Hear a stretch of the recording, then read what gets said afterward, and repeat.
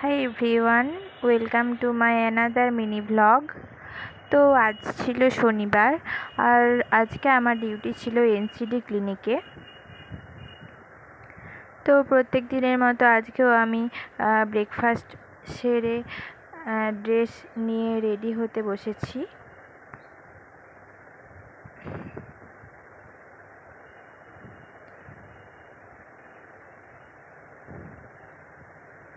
তো এরপর ব্যাচটা লাগিয়ে নিয়েছি। আর আমি না কালকে সন্ধেবেলা আমার নাকেরটা পরেছিলাম, কারণ আমার নাকের পরতে খুবই ভালো লাগে। তো কিন্তু যা হয় আর কি, নার্সিং স্টুডেন্ট বা স্টাফ কেউই ডিউটির সময় নাকের পরতে পারে না। তো অ্যাজ ইউজুয়াল আমাকে নাকেরটা খুলতে হয় ডিউটিতে যাওয়ার আগে। তো তারপর আমি আমার চুলটা টাইডি করে বেঁধে নিচ্ছিলাম।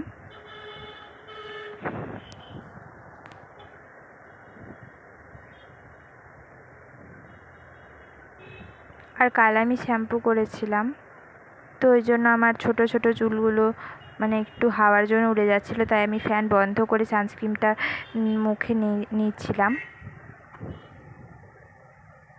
ভালো করে ব্লেন্ড হয়ে যাওয়ার পর আমি চশমাটা পরে নিই, এবং চশমা পরার পর আমি ড্রেস আর হেয়ারটা টাইডি হয়েছে কিনা সেটা ভালোভাবে চেক করে নিই।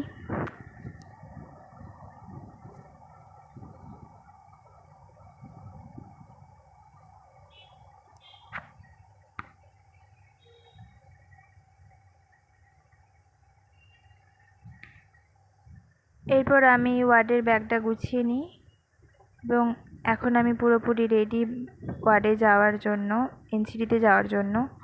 তারপর রাস্তায় গিয়ে দেখি আনিশা আমার জন্য ওয়েট করছে। তো তারপর আমি আনিশার রাস্তার ওপারে যাই এবং আনিশার সাথে এগিয়ে যাই হসপিটালের দিকে।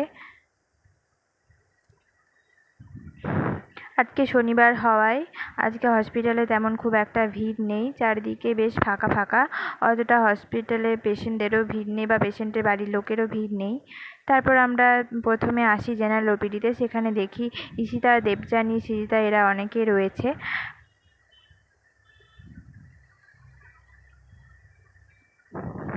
তারপর আমরা চলে যাই এনসিডিতে এবং কাজ শেষ করে পুনরায় ফিরে আসি পিজিতে, এবং এসে লাঞ্চ করে স্নান টান করে আবার আমি একটু রেস্ট নেওয়ার জন্য বসে পড়ি।